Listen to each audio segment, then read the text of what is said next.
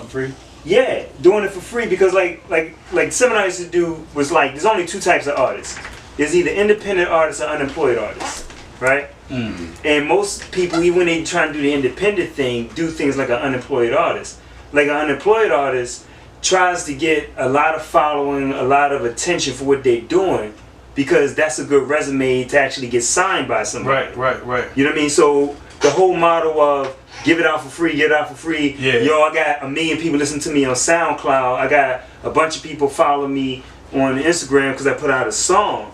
That's one thing, and you get a look like somebody go, yo, yeah, you got a lot of that. Come in, let me have a talk with you, so I can monetize what you're doing and cut you a check. My thing is, if you got something worthy of putting out, right, and you know it's dope, like you put it out there, people start saying, yo, that shit's dope. Yeah. You got to monetize it. So that, and then build an infrastructure around the fact that if people keep telling you that, yo, that song you just did is lit, then give me $1 for it. Like set it up that you liking it, transfer to you giving me some money behind it, so I can keep doing what I'm doing. So I introduced a couple models to them. I'm like, yo, that's it. Like, systemize. Yeah, you gotta systematically find out how much people fucking with you. People saying they fucking with you. Right. Like one point he told me he had something on Bandcamp. I said, yo, everybody I said, if you put something on Bandcamp, like we sat there, like he's sitting right in front of me. I said, yo, I said, go through your social media right now. Look at everybody that liked that song you put up. Right? Go in the inbox and each one of them that liked it and say, yo, I see you like my new John. I Do me a favor. Go to Bandcamp and download it for $1. Yep. He made $50 sitting right in my face. I said, now rinse and repeat that. That's what you do. You know what I mean? Because that funds what you're doing. $50 right in front of you. Right in front of me. I said, look, I said, copy and paste this same message. Right. I said, yo, I see you like my new John. If you like it, man, go ahead and download it for $1. And most people like, all right, cool, I'm gonna do that right now. Cha-ching, cha-ching, cha-ching, cha-ching, cha-ching. I said, then rinse and repeat that. You know what I mean? Like, think of it as a business system. They're giving you money to show you they really fuck with what you're doing. You got money to do it again, to pay for it, doing it on a bigger scale, and you keep moving, rinse and repeat, flip, flip, flip. That's it. Like, whatever you're doing, monetize that shit. You know what I'm saying? And just keep doing it. But it's like, I think a lot of cats are reluctant because we got this whole starving artist thing on it. Yeah. And it's just like, we want this groundswell of people fucking with what you're doing.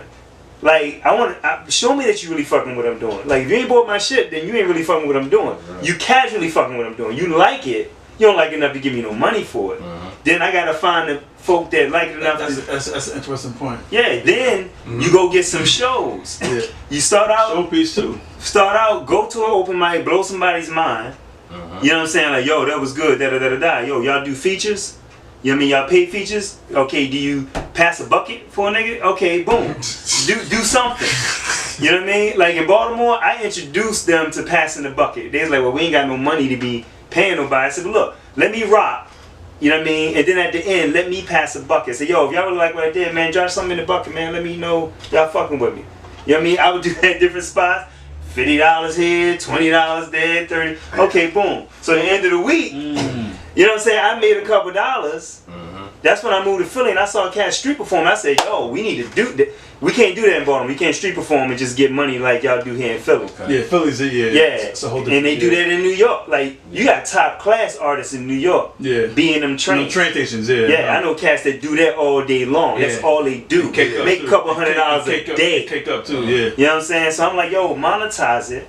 You know what I mean? Let people see, like, if what we're doing is valuable, make them put something to it.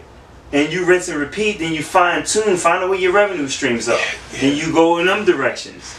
You know what I mean? Like, it's so interesting to say because I feel like that's part of the culture that's been formed is anti that. Yeah. The culture that's been created is get my music out. No matter whatever way possible. So that means having it basically for free on every platform. People ain't paying for nothing. But you're getting looks. But who's getting paid though? Like, and my thing is, and I let that be what it is in terms of generational. Because like when you living in your mama's house and you know what I mean, you 18, 19 years old, the realities of expenses and shit, that ain't hit you yet. So I get that. Because when I was 19, I just wanted people to hear my shit. Right. You know what I mean? Like the first that's it. Piece of music I put out, I was like 19 years old. And I just wanted the fact that cats was dubbing my tape. Look, I'm like, yo, niggas is listening to my shit. Like, I was hyped off that. Like, yo, they listening to my shit. That's me spitting right there. That was enough. I didn't even think about making no money. Till a couple years later, I started seeing cats popping trunks. You know what I mean? Like the whole Master P model. Like niggas was selling that shit. That's how. I did it many with the freedom of speech joint, but not as capacity because I wasn't as confident with the production. So people could still be resistant, be like, it's hot, but turn it down some. Right. It's like, I feel you, but you know what I mean? Right. And then the bucket thing, I'm gonna add that to my joint every time I do a street performance. I did so many street performances, and people just always buy whatever product I have and sell after. One time I was in Detroit, at this one conference, I started rapping in this bookstore. Next thing you know, I just start going like how Gabe said at the beginning. I started like, you wanna hear this? Oh, you like that? I got some more. Oh, you like that too? Oh, I got some more. Oh, you like that? Next thing you know, it was like 20 plus minutes of just straight bars. All the other rapping, everyone retired from spitting, and it's just like, you feel me? I'm the last one. Next thing you know, I turn around and like someone hands me like a fitted hat with like $40, and it was just like, I was like, damn. I was like, where this come from? It was like, this church. I mean, because my thing is this, because it's like you said, there's this whole get it out there thing, right? And my thing is like, I'm all for that. You got to fine tune your craft to the point that, you know what I mean, okay, like people fucking what I do, and they fucking with this aspect of what I do. You know what I mean? So I know if I put this out, they really gonna like this. So once you convinced to that point, you went through the initial stages that I just want to perform, I just want people to like it. Okay, go through that. I ain't gonna take that from nobody. But once you know you got the goods. Right. And this is my thing to Eli. Because like Eli was running around here for the past 2-3 years, like just killing the game. Yep. So I said, you know what I mean? I told him as like, a young boy too. Yeah, as a youngin. I said, yo, all right, so you already know you got the chops. Because then he put out this project, and he's like, yo, niggas really like this project, Right. And I asked him a simple question I thought he had an answer for. I said, yeah, well, how many pieces you move off that? Yes. And he said, well, I mean, I ain't really, because I ain't press up no hard copies. I said, you didn't press up no hard copies. Yeah, because cats ain't really buying that. I said, okay, well, how many downloads you got? Well, I just put it up on SoundCloud. Yo, it's a lot of people listening to it. I said, yo, do this, all right? My man will press you up some CDs, right? I'm gonna get you a feature, right? Now I got him a feature at Just Words. Just Words, right? This was when Just Words was at at the Poets Art Gallery, right? I got him a feature there, right? He featured, and I was like, "Yo, press up." My man gonna press up 25 of them shits for you, right? I said, "Sell them joints, whatever you feel comfortable." He said, "I'm gonna sell them for $5." I said, "Okay, fine." He got 25 pieces. Now, what I'm about to say is not an exaggeration. He got 25 pieces. He sold all of them. He sold all them shits, right? Yeah. Just Words passed the bucket. And I told him that, like, he said, because younger cats don't really buy. I said, well, you need to perform in front of people who got money.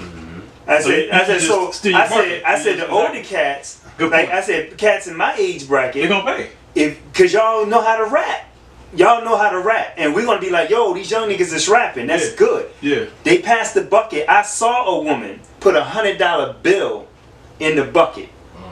So I'm like, I don't know how much he got in the bucket, but I saw a $100 bill go in the bucket. He sold 25 pieces. So I'm like, yo, can you give me some hard copy? Like I need to. Yeah, I mean, this guy's too. My man Jay Niles do that. Jay Niles. I've been doing it on the Is it he package your Jones? No, that's I can turn it on. That's Easy Disc. That's Easy Disc. Yeah. Like they're cheaper than disc makers. Like Easy Disc. They did my freedom of speech joint. Yeah, Easy Disc is the cheapest joint. But I like that the cardboard panel. Yeah, that's a digi pack. That's a digi joint. Yeah. See, I was gonna get it's like that's a 4 flap joint. The more you got, the cheaper it is, right? Yeah, but these joints, I only did 50 of these shits. Oh, you did 50? Look, peep game. Because once you do it, like 50 of these, I think you gotta pay for like the initial setup design. But once you pay for that, these are like 50 of these joints are like with the shipping and handling. I pay like what $130 for like 50 joints. So you can't beat that, bro. Yeah. Right. And my thing is, and this the other thing that I'm telling cats about, bringing a resurgence back to this. right? Because everywhere I go, I'm selling the shit out of these. Right. I'm selling the fuck out of. Because the thing is, where I present is like at what price point is $10. Yeah. $10. Right. Okay. You know what I mean? So $500 over $130. That's easy mathematics. Yeah. So and I keep these. The youngins don't do that. Yeah. But the thing is, that's what's but the youngins are still buying the joints because the way I present it is like, yo, these are collector's items.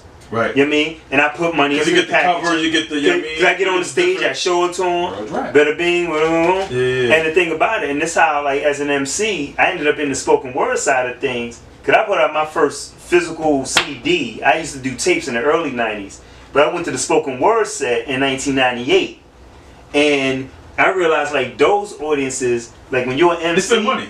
They spend money and they listen to what you're talking about. Open mics, right? Hip hop spots, yeah. They go to the bar. They talking to their girl. Most hip hop spots are predominantly. I hate hip hop spots. Peak game. Hip hop spots are predominantly hip hop artists. Right. So you get a lot of that, and like, yo, you want to trade pieces, yo? Right. You want to collab? It becomes like an incubated thing. Yeah, but you don't sell pieces of work. Yeah, it's not no fans there. Yeah. Because none of the artists is bringing nobody out. Everybody that comes out, they came out with their mans. Right. So you got like, it could be packed audience, but 10 came with him, 10 came with him, and as soon as 13 came with him. As soon as he performed, they all out. They rock.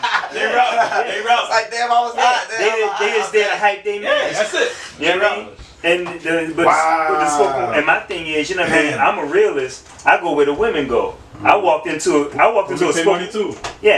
spoken word spot because I saw a bunch of women going that joint. Mm-hmm. I ain't never known about no poetry, no shit like that. But I saw them going in the thing. I'm like, damn, where they going? Mm-hmm. So I went up in the thing. It's packed full of women. And I'm like, yo, then I saw cats getting on the mic and people listening to what they saying. Yep. I'm like, oh yeah. Hanging on every word. Oh yeah, say less. I got something to say. Right. Say less. Yeah, say less. I got something to say. Right. I just spit my bars, you know what I mean? Exactly. All you gotta do is slow the bars down. I slow the shit down. That's it.